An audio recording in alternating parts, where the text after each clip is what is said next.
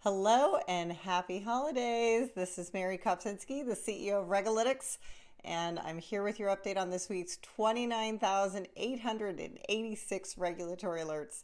I'm going to make it short and sweet so we can all get to our families.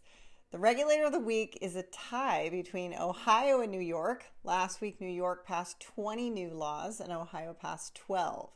A few are worth mentioning, starting with Ohio for passing a pretty comprehensive legislation regulating imitation meat and egg products in the state.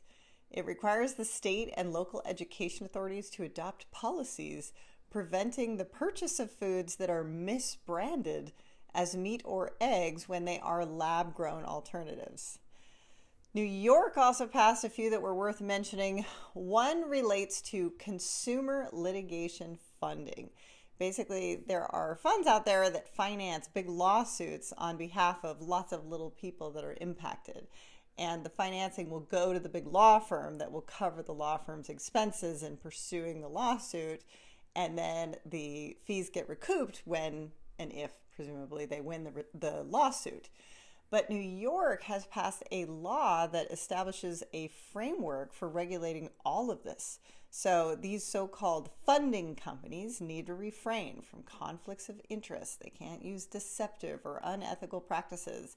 The attorneys trying the case, for example, can't have a financial interest in the financing companies themselves. And so this is basically the first of its kind that I've really seen that is outlining this entire practice. Another passed bill in the United States regulates the use of automated decision-making systems by the government, the state government itself. And then another one came out that prohibits the state government from buying any software that poses a threat to state or national security. Again, I always find it so interesting to have to outline these requirements when it seems inherently like something you would do anyway. The topic of the week is the US Census. This is kind of old news because the census was held in 2020 and it's every 10 years. But throughout the year, as people pour through the statistics, they put out interesting studies all year long. And at the end of the year, they put together a sort of recap of what was learned in 2025. So here's just a few interesting tidbits that I did not know. So first, on families, childlessness rose, except among older women. And while most married couples had joint bank accounts, fewer share all of their financial accounts. And in fact, almost a quarter of married couples don't even have a joint account at all, which is up from 15% in 1996.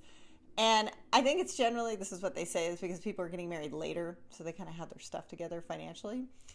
As for the next generation, less than 25% of 25 to 34-year-olds have hit adult milestones like living out of their parents' home, working, being married, or having kids. Less than 25%.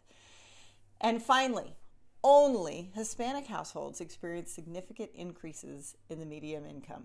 And that's it this week for RegAlytics. Have a very Merry Christmas for those of you who celebrate, and a wonderful rest of your week. We have the global supply chain of the world's regulatory alerts in one very easy to use place. If you need a solution for anything related to regulation, give us a call.